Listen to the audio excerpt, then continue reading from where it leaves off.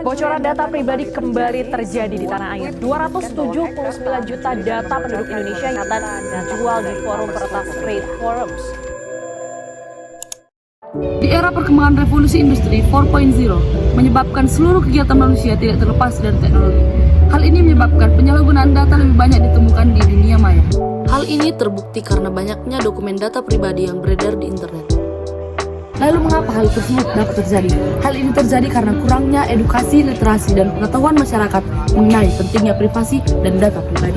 Tentunya, hal ini berbanding terbalik dengan pelaksanaan Undang-Undang Dasar tahun 1945 Pasal 28G Ayat 1. Kita remaja Indonesia, generasi penerus bangsa, tentunya harus bisa melek digital untuk menangani permasalahan mengenai data pribadi di Indonesia.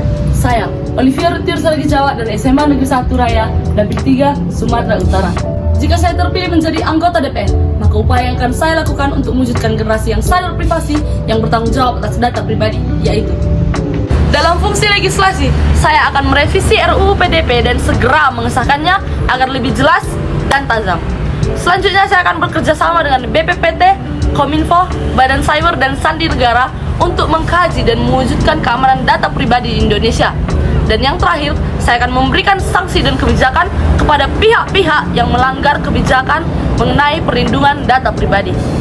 Dalam fungsi anggaran, saya akan membentuk suatu badan independen yang khusus untuk mengawasi data pribadi di Indonesia. Selanjutnya saya akan membentuk tim untuk mengedukasi masyarakat Indonesia mengenai data pribadi di seluruh Indonesia. Selanjutnya, saya juga akan melengkapi fasilitas mengenai perlindungan data pribadi. Selanjutnya dalam fungsi pengawasan, saya akan bekerja sama dengan BPPT, DPRD, Kominfo, Badan Cyber dan Sandi Negara untuk mengawasi penyalahgunaan data pribadi di Indonesia dan mengawasi berjalannya UU PDP.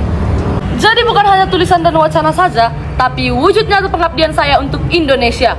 Saya yakin dengan implementasi kinerja tersebut, data pribadi di Indonesia akan lebih aman, membentuk generasi yang sadar dan bertanggung jawab atas data pribadi, dan menuju generasi emas Indonesia tahun 2045.